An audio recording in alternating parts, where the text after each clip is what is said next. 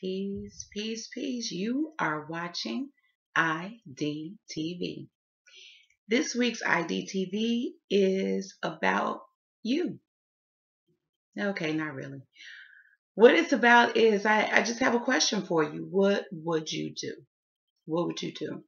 There was a situation that occurred. I was with some sister and myself, and we were at a business. And there was a whole situation that occurred. I'll tell you how we'll handle it. And then I want you to wrap a taste back with me and let me know, what would you do if you were presented with this same set of circumstances? What would you do? The first thing I want to share is that this is a conversation more so about sharing, more so than a conversation about right or wrong. Um, as a being who lives my life in a space of love, in a space of learning, in a space of connectedness, and in a space of relationships, all of those conversations are very important to me. So myself, my person, and the women who were with me, we handled it in a way that felt congruent for us. And so we just wondered, myself and they did too. We wondered, hey, what would you do? All right, so let me lay it down for you. I'm going to keep it as succinct as possible so I can share with you what I learned, and then hopefully I'll hear from you. So I went to a Korean day spa or a Korean bathhouse. At a Korean bathhouse, you go inside. I'm just giving you the rundown so you can see clearly what this set of circumstances were.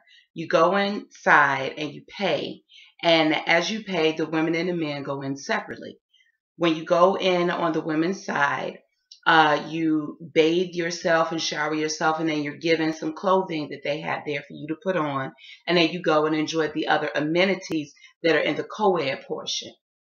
So we went through, myself, my two sis, we went through, showered everything, and got our little outfits on and went to enjoy the other amenities. So we ate some dinner. There's a cafe there. And it's been a busy time for all of us. So we were really happy to have an opportunity to go relax and lie down. You can spend the night at this location. So myself and one of my friends, she and I, we went upstairs to lie down. We were resting and sleeping. I got up. I felt a little something, and so I got up. I went to the bathroom and I observed that there were bugs crawling on my clothing, the clothing that they provided for me, and on my person. I love this place that we have been to. I've been going there for years. I've taken everybody that I love that means anything to me. I have taken or attempted to take them there. I have talked about them in my workshops extensively. I've purchased gift certificates for people. So where my energy lies as it relates to this place, there's no question about that. So as opposed to creating alarm, I said, let me see what needs to happen. So the first thing I knew was that myself and my party needed to leave, and that we needed to let management know what we observed, because I'm just assuming from what I've experienced with them, they're going to handle it.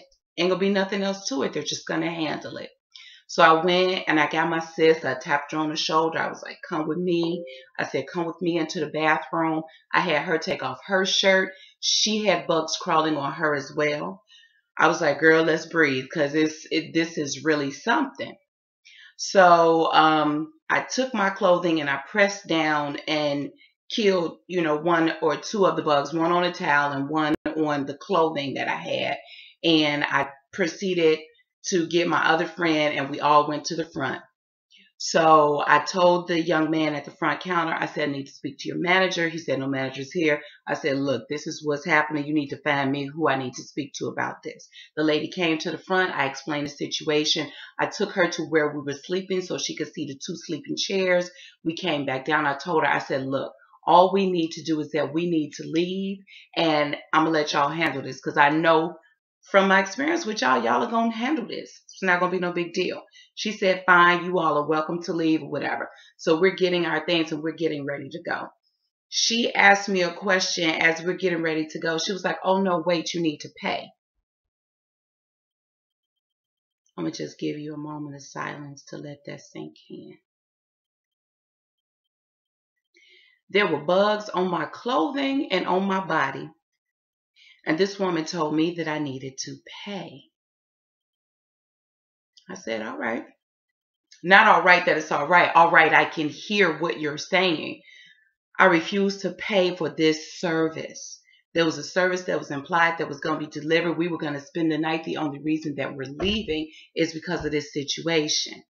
So myself and my friends proceeded to tell her about all the times that we've been coming there, how we know that this is not a normal occurrence for you guys and this and that and the third.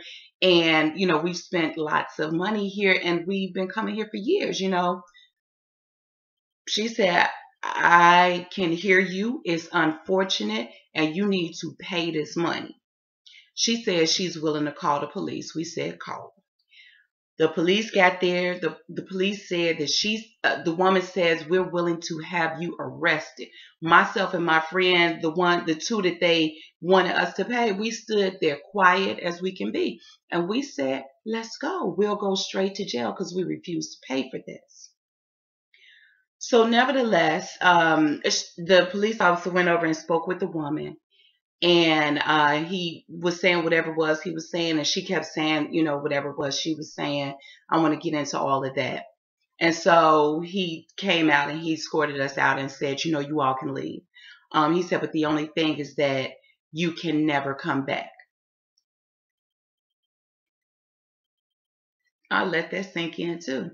So this is a place that I've been going for years, a place that has been of great value to me. It's been very healing and nurturing to me and to so many of my beloveds and loved ones. And you can leave, but you can't come back. There was something in me that really was shocked in a way and not so much in a way. I do know that there's some protocol issues that need to take place. Better Business Bureau, pest control, those types of things, report to, the Village of Niles, those types of things. On the other side of this, it was interesting to me to observe that this was a different kind of a conversation. So as we left, because I could feel that it really took me staying inside of my breathing and staying focused on what it was that I wanted to accomplish in order for me to stay inside of myself. Okay. So as myself and my friends, we left, we went to a local cafe, all night cafe, and we got some coffee and got something to eat, and we were sitting and we were talking.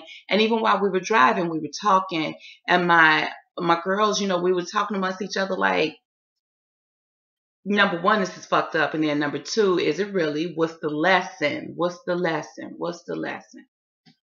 So as a person that lives to learn, it's very important for me as I move through my life and as I continuously create situations, drawing people and relationships into my life, it's so important to me to discern and be clear.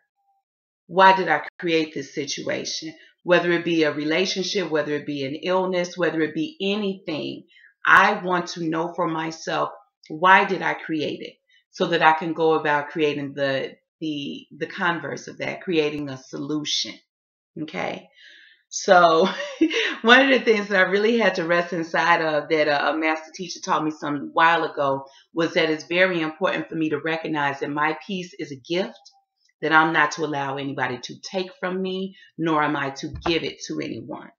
So it was important for me to really reside in a place of peace so that I could be open and expanded into the understanding or the overstanding of what was I creating this whole situation for. It was important for me to very, very much be present and stay inside of my breath. Also, it was important for me to resonate inside of the fact that being in a love energy, I had the power to create anything that I want. I recognized it by the way I interacted with the woman. I went to her directly. I didn't cause alarm. and get into a different space inside of it. I was like, look, I know this is a situation that you guys can handle.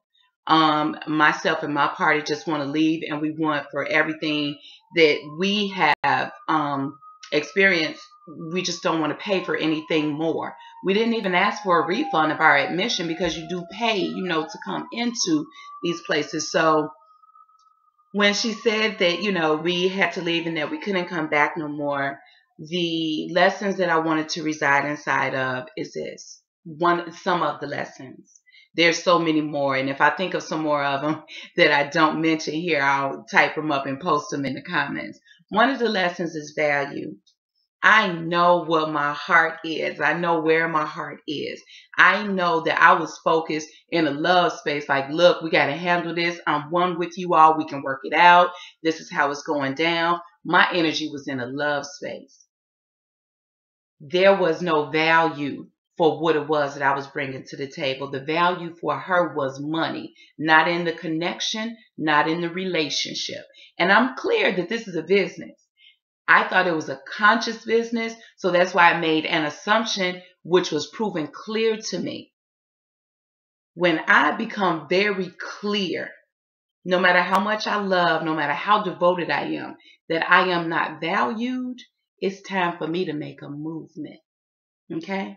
So because for whatever reason, I needed to know that at that time, I found out that I was not of value to them as a paying customer, as a whatever you want to call it. I was not of value to them, so it was time for me to make a move anyway. Number two, that was very important for me that I learned abundance. At first when they said that I couldn't come back, I could feel that I felt a little tinge come over me. I have experienced so much goodness there. I have experienced a nurturing and a healing inside of myself like I've never experienced before that. I know to women or men that have been in love, this would sound real familiar.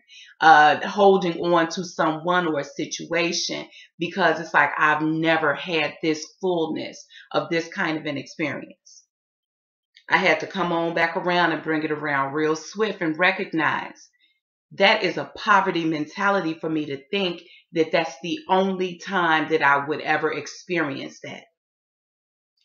I hear people a lot of times, like when I took my first trip abroad, people said, oh, that's a once in a lifetime experience for you. Absolutely not. It's the first in my lifetime experience. So it's the first time that I've ever felt that level of self-nurturance and self-care, or took that kind of a trip or whatever, or felt that kind of love. However, I believe in the abundance of love, and love creates over and over, and it expands. So it's of no consequence. The abundance says clearly that if that was created and it was amazing and beautiful, then when it closes, there's something more abundant and beautiful that's waiting to be revealed. And so then that's the last lesson that I'll share inside of this conversation. And that is the expansion. It was very, very important for me to really get clear about the expansion that was available to me in that moment.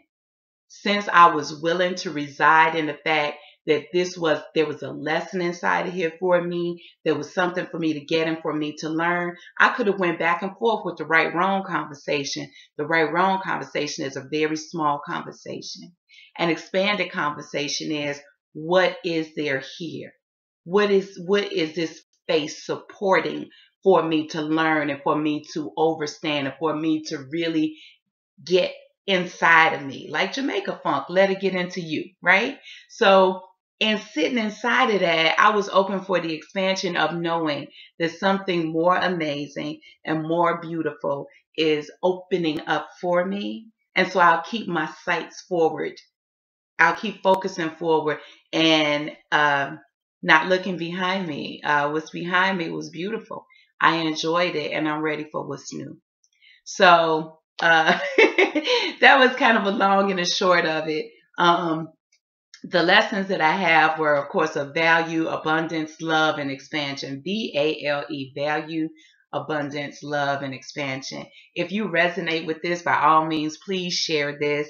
A lot of people know this place that I'm talking about. I'm not trying to blow their spot up. I'm wishing them a lot of love and light because they have helped a lot of people and they will continue to, I am certain. This was my lesson to get, and I'm glad I got it. And so then my question to you is, what would you do? You have been watching IDTV, and you already know I'm on my bouncy ball, kicking it like a 2-year-old. All right, y'all. I'll see y'all next time.